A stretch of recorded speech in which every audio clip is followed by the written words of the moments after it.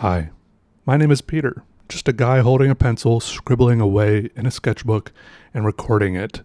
Welcome, and I hope you're doing okay today. Make sure you like and subscribe. Today we're doing 6 quick sketches, not overthinking it, moving the pencil faster than the brain. That's right.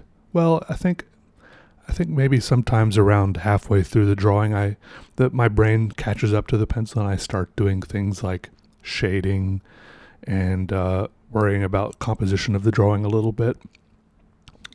I also have to tell you that I had very weird dreams last night because before I went to bed, I was consuming 2 very different types of media. First, I was watching season 3 of Squid Game, which, if you're not familiar with that, it's a Korean TV show about people participating in like life and death children's games. I don't know how to describe it, but you probably know what Squid Game is.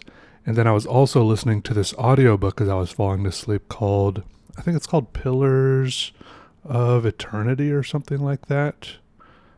It's called The Pillars of Earth. And that is a story about like monks and priests and a guy trying to build a cathedral back, like the Middle Ages or something like that. And these 2 types of media clashed in my dreams in a terrible way because I was listening, what it turned into was Korean people arguing about how to build a cathedral, which I'm sure could happen. But in my mind, the Korean people were arguing and I couldn't understand them, even though there were still subtitles showing up in my mind, even though just like they do in the TV show, but I still couldn't understand what they were saying. And it was just annoying that they were just arguing about this cathedral. And I was just kind of annoyed at my own dream and at my own brain. I kept waking up and turning over and being like, no, brain, this isn't right. These 2 things don't go together. Like I knew these 2 things were clashing in my mind, the cathedral story and the Squid Game story. And I kept being like, no, this is so frustrating. That this is not how it's supposed to go. And I'd toss and turn over, and my brain would just start right back on the same stupid mishmash of a dream. So I don't know what to do about that. I think maybe I had too many blankets. I think sometimes when I'm too hot and I have like two blankets instead of just one, my brain, I have like weirder, more restless dreams. Or if I eat too much right before bed, right before bed, that also makes my brain hotter and more overactive. Who knows? I just finished eating some shrimp scampi. It was a microwave meal. It was a frozen meal. Let me put it that way. Because on the back of microwave meals, they always have 2 sets of directions. Have you noticed that? There's always the option to bake it, like in the oven, and to microwave it. And I almost always microwave mine because it usually only takes maybe it's usually less than 10 minutes to microwave it. Like the shrimp scampi, it was microwave it 3 minutes, stir it, microwave it 3 more minutes. But then if you wanted to bake it, if you wanted to heat it up in the oven, it was like 45 minutes. And of course, the instructions on the back, they're somehow always completely dedicated to claiming that they say, oh, you can microwave it if you want, but you should heat it up in the oven because it's way more delicious this way.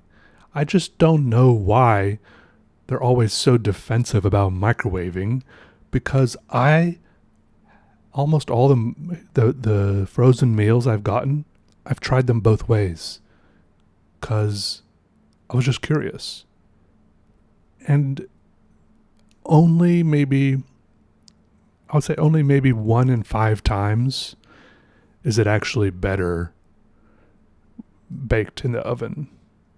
Am I saying, is baked the right word? I feel like I'm actually baking. Isn't baking like bread and stuff? What is the word to say when you're heating something up in the oven? Just cooked in the oven. For For example, the shrimp scampi, I think it hugely benefits from that break in the middle of the microwaving when you get to stir it up and mix up the ingredients.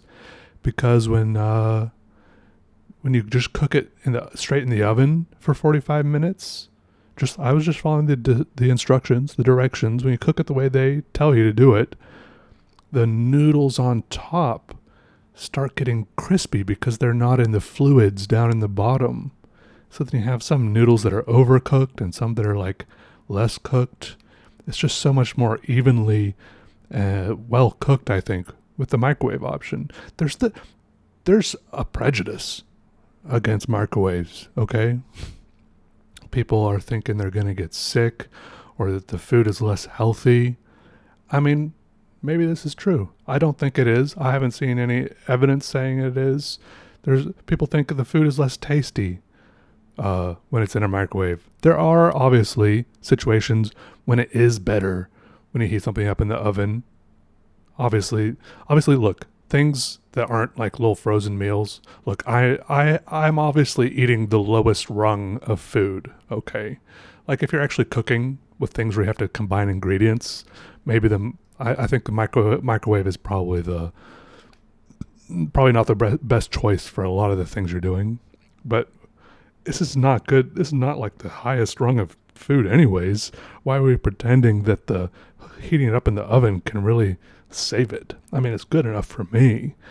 I think really the main time that the oven can really help this food is when you do want a little bit of crispiness, right? If it's something with like if you're heating up a pot pie, ooh, that's nice because then you do get that nice crispy crust around the top. A microwave pot pie, I agree, that would be far inferior to a cooked in the oven pot pie. Anyways, that's my input. Plus, having to wait 45 minutes instead of just 6 minutes, that's a huge downside too.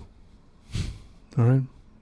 That's all I have to say. All right. That was my little microwave. I love my microwave. It works great and the food is delicious out of it. That's all. All right. All right. Goodbye. Thanks for watching. Like and subscribe.